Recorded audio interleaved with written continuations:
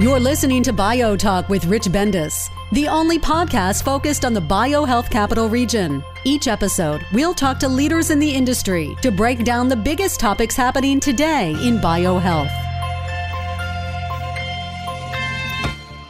BioHealth Innovation is proud to be a partner with Children's National, as well as the University of Maryland. And we do podcasts on a regular basis with leaders in the biohealth industry in this region and also nationally.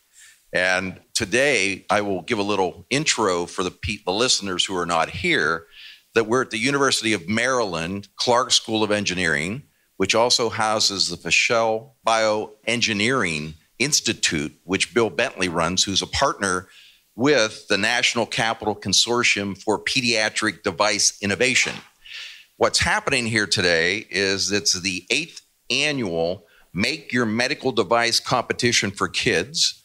There were over 50 applicants of entrepreneurial companies in the United States who applied to compete for prizes here at this competition today.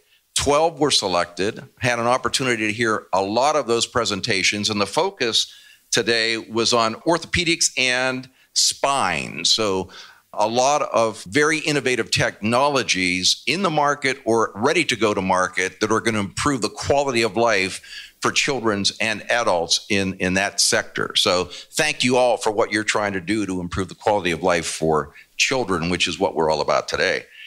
Our guest that we have today is Laurie Strongin, who's the founder and CEO for Hope for Henry Foundation. And how many of you have heard of that foundation? A number, but we have 80% of you who are going to learn about it today and why you're going to want to get involved with it, because they are very concerned with improving the quality of life for children across America and hopefully in the world. So, Laurie, welcome to BioTalk. It's great to be here today. And let's start by your introducing yourself, a little bit of your background for the audience. So, hi, everybody. As Rich mentioned, I'm the founder and CEO of Washington-based Hope for Henry Foundation. My background is primarily related to my firstborn son, Henry, who at the age of 2 weeks was diagnosed with a rare fatal disease, Fanconi anemia, that up until that moment I had never heard of before.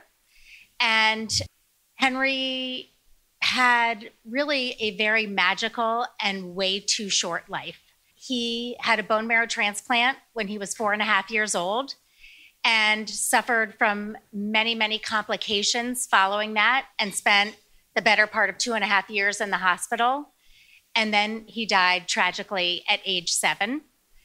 I learned a lot, having had a front row seat at Henry's incredible resilience and his courage, but also the difficulty of having a childhood that is very much disrupted by serious illness.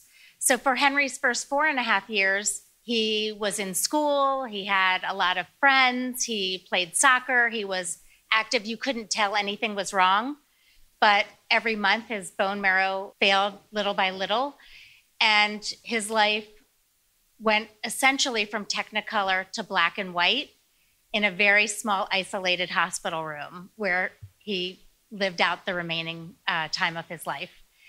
And we found that it was easy to get great medical care, but none of the hospitals that we frequented had sustained services that recognize that kids who are sick are totally normal kids. And in order to heal, they need to have normalcy and entertaining distractions and incentives to do all the difficult things they need to do to get better. So, Laurie, we're sorry for your loss. Thank you. But sometimes out of losses, good things happen. And as a result of that, you basically formed a new foundation, Hope for Henry Foundation. So let's introduce the audience to the foundation, please. So my husband and I founded Hope for Henry almost 16 years ago, so on what would have been Henry's 8th birthday. And in the interim, we've served over 45,000 kids. Our focus is on reimagining how hospitals care for kids. So recognizing the connection between kids' quality of life, their ability to provide input into their care, their ability to have some control over what is happening to them, and again, by incentivizing them to do what they have to do to get better. So we have created a robust, comprehensive year-round program that we've pilot tested in 4 hospitals around the country: Children's National, which has been a longtime partner of ours, MedStar Georgetown, Cleveland Clinic Children's, and Sinai Hospital of Baltimore. We have embedded full-time child life specialists whose job it is to get to know the kids as kids, not just patients, and to provide them support to get through the medically difficult things that they have to do, and to explain what's happening in language that they can understand. We also host innovative programming throughout the year. And one of the programs that I think is most compelling and has relevance to all of you is Hope for Henry's patient incentive program called Super Path to Super Duper Better. And the name is related to Henry and the way that he looked at how he was doing, which was he was never sick. He was always somewhere on the path to super duper better. So kind of getting in the mind of a child. And so we essentially pay kids in Hope for Henry bucks to have surgery, to have IVs placed, to take medicine, things that are frightening and sometimes painful on their road to recovery. And so they accrue Hope for Henry bucks, and they're able to cash them in for things off their own personal wish list. So what happens is the kids have control. They pick the things they want to be compensated for. They pick how much they want to be compensated and then what they get to trade in for.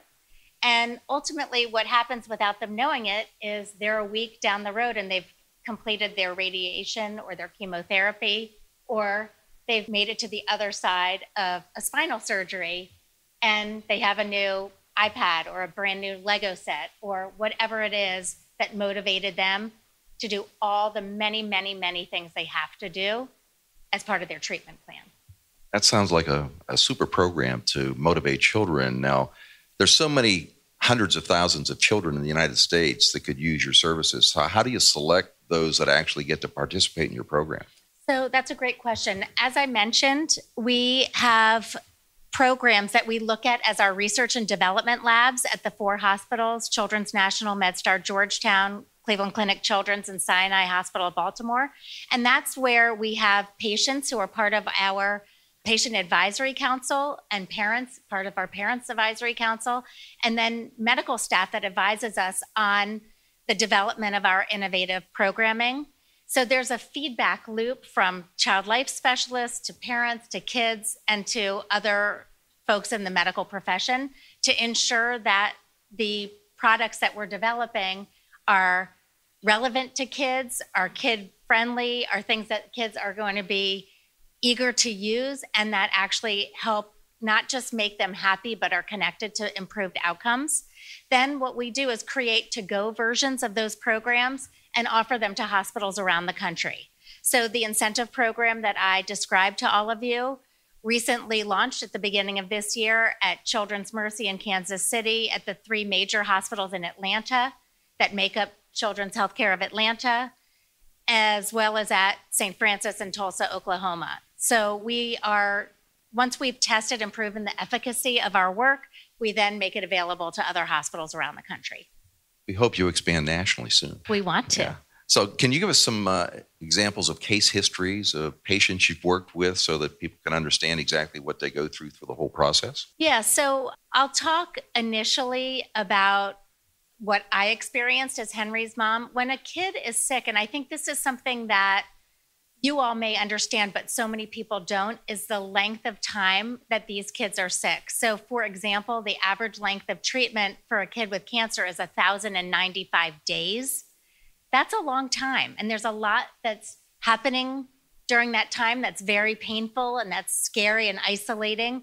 But there are also important developmental milestones that they need to be achieving during that time to ensure that when their treatment's over, they can resume the life they left at diagnosis, and they can thrive ultimately out in the world, whether it's at school or socially. And so tending to their psychosocial well-being is obviously really critical to the late effects that could be associated with serious diagnoses, whether it's cancer or spinal malformations or anything. And so a couple of examples to show the connection between what we're doing and kids' ability to heal are our child life specialists who are on the front lines working with kids find that for kids who have never taken pills before and all of a sudden have to swallow 12 or 20, or in my son's case, 26 a day, that's really difficult. And if you take a long time to get the first round of pills in, you're already late in taking your next round, right? And there are potential complications that can come from non-compliance around taking medicines. Or even if you're really upset when an IV is about to be inserted and it takes 3 tries instead of just 1, that creates a sense of fear next time you need to get an IV placed. And so we've seen recently with our program that there was a child who it was taking 6 hours to get his morning meds taken, which meant he was having to stay up till 2 a.m. every night to get that last dose in. And through enrolling in Hope for Henry's Super Path to Super Duper Better, he was able over the course of 2 weeks to get his meds done in 10 minutes. That is a significant quality of life and medical impact on that child and that child's family and the nursing staff that was having to spend a lot of time working with that child. Now they can give him his meds, he takes them, and they can move on to the next patient. So there are efficiencies to be gained by medical staff and medical facilities in the use of programs like this. That's fantastic. You're lucky to be in DC because you have one of the world's greatest pediatric healthcare systems with Children's National in your backyard. Tell us about that relationship you have with Children's National. My own personal relationship with children started when I was probably about in 1965 when I was born, and was very accident prone, and I've had a lot of stitches done at Children's National. But obviously, Children's National is an internationally renowned facility, and we are so fortunate, as you said, Rich, for it to be located in Hope for Henry's backyard. My son Henry was actually diagnosed by a physician at Children's National, so we're very much indebted to the facility for all of the help that it's offered to our family. And obviously, when we started Hope for Henry, we wanted to serve kids in our own backyard. And so we went to Children's National and shared the work that we were doing in our mission, and they welcomed us with open arms. And we have a full-time Hope for Henry child life specialist up on the bone marrow transplant and oncology and hematology floor so that we are able to bring our state-of-the-art programming to kids here. And of course, not just local kids or kids who travel from all over the world to come to Children's National. And you are a nonprofit, and we all know that there's a lot of competition for dollars for nonprofits to sustain themselves. Mm-hmm. You've been in existence 16 years. Yes. So talk a little bit about how you got funded originally and how you're funded today. So my husband and I started Hope for Henry with a clear idea of where there were gaps in service and no personal money because we had just spent 7 years trying to save Henry's life. So we gathered our family and friends and we shared with them what we were going to do and had a concert in someone's home. And we raised $42,000, and that allowed us to launch our program on October 25th of 2003. Last year, we raised $2 million, and so we've grown substantially over the past 16 years, and all of that money goes towards innovating and creating new products. So we're about to launch a new series of products that are actually procedure-based incentive programs.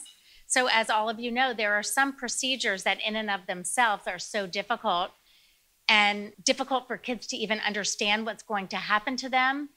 And so we have created a game board that takes kids through every single step that are part of some of the most complicated procedures. We're starting with proton therapy, MRIs, and echocardiograms, where device manufacturers are actually investing in Hope for Henry's development of programs that help kids have a positive association with the use of those medical devices and that medical equipment. And so we're really excited to be launching our pilot next month, and then hopefully we would be able to make this available as an off-the-shelf product to hospitals anywhere really in the country or in the world. It's neat that the companies are getting involved because we have 12 aspiring entrepreneurial companies in the audience right now. And I know it's hard to give back when you're trying to raise your own money, but you do have knowledge and expertise that can be imported into Hope for Henry. So that's something we'll talk about in a little bit. So when you talk about your $2 million, how is that broken down between sort of foundations or corporations or individuals and how they help support you? So about 40% of the money that we raise comes from foundations who share our mission of an improved pediatric patient experience. Another 40% comes from individual donors who understand what we're trying to do and sort of want to share our legacy in terms of really putting patients at the center of their care. And 20% comes from corporate America. And quite frankly, the only reason why that's lower is that that's an area that I have focused less on, but am eager to increase. Every year we raise more and more money, and we're able to do more innovative things that are informed by patients for patients. And unfortunately, a lot of the potential corporate partners for you are judging for the 12 entrepreneurs sitting in the room listening to you right now. So maybe when they get back, we'll find a way for them to get to see this video and hear you talk about what they can do with you. You talk about growth plans into Kansas City, Oklahoma. What are your long-term visions for Hope for Henry? So for the first 15 years of Hope for Henry, everything that we developed, we pilot tested in our 4 major hospitals, which we consider sort of our 365 hospitals because we're there every day throughout the year. Our growth in the future is around packaging those individual programs that have been tested over the last 14, 15 years, and then offering them individually off the shelf in a to-go version to any hospital anywhere. And so the idea would be that hospitals can purchase individual programs or companies can support the implementation of programs that they are interested in multiple hospitals simultaneously. So that's our next stage, and that's really where we are focused in terms of our development starting this year. And that will take people and money, won't it? It will take people and money, yes. So anyone who's interested in learning more or getting involved, please come see me. Well, that was my next question is if somebody wants to learn more about Hope for Henry, want to volunteer, would like to donate, or they have children they feel would benefit from the products and services you're offering, how would they get in touch with you? So Hope for Henry has a great website at hopeforhenry.org. And we're also very active on social media, on Twitter, Facebook, and Instagram. And so there's information about how you can get in touch with us. I mean, anyone who's here today obviously can come talk to me. And you're welcome to email me at Laurie@hopeforhenry.org as well. We're speaking with Laurie Strongin, who is the founder and CEO of Hope for Henry. Normally, we don't do Q&A for podcasts because we don't have an audience. But since we have this opportunity, is there anybody out there that would like to ask Laurie a question while we have her? So you're asking about the day-to-day impact of our program and our program's efficacy. So we actually are engaged with Lurie Children's Hospital in a study of the impact of our incentive programs on kids, and we hope to have that data by the end of the year, and we're really excited to have a quantitative assessment of what we see qualitatively as making such a big difference.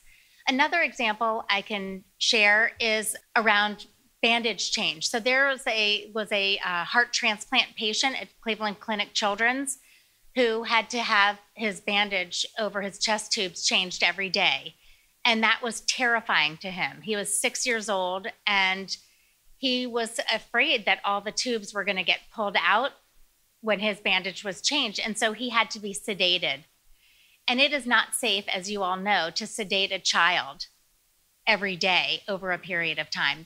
The risks of negative effects from sedation are just too great to be able to do that. So it was a really traumatic experience for not just the child and his family, but also the physician who was taking care of him.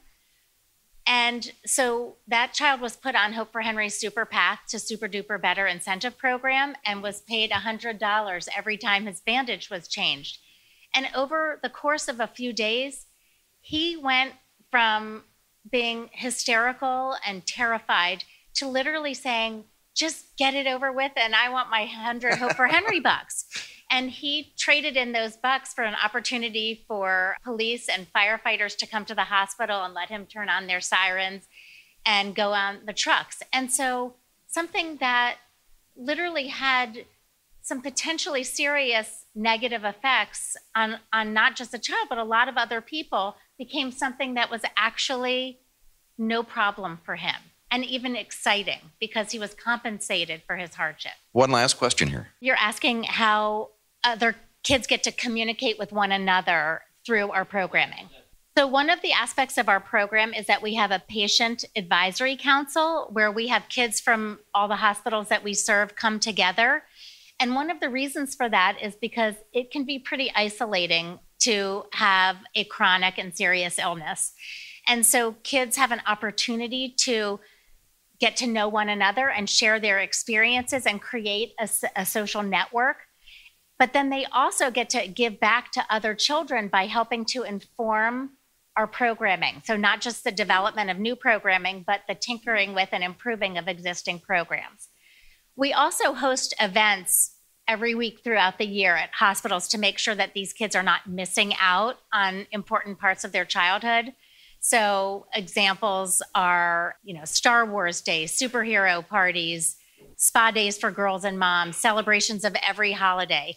And at those events, kids who are well enough to leave their rooms are able to congregate and come together for something that is a magical escape, but also the opportunity to get to know one another and create lasting friendships. Thank you. Well, I've learned a lot today, and I know that all of our donation dollars get asked for many different ways during the year, but I just found of a new cause that would be definitely worth supporting, because I had never heard of Hope for Henry Foundation until I had a chance to talk to Laurie today. So thank you for all you do. Thank you. And I've enjoyed this podcast with Laurie Strongin, the founder and CEO of Hope for Henry. And for those who would like, this is being filmed, and there are some pictures going to be available, plus the live audio on the podcast. For those that you would like to share this with, we'll make sure that all of you have a chance to get a copy of it that you can share within your networks and your companies. So, Laurie, thank you very much for being on BioTalk.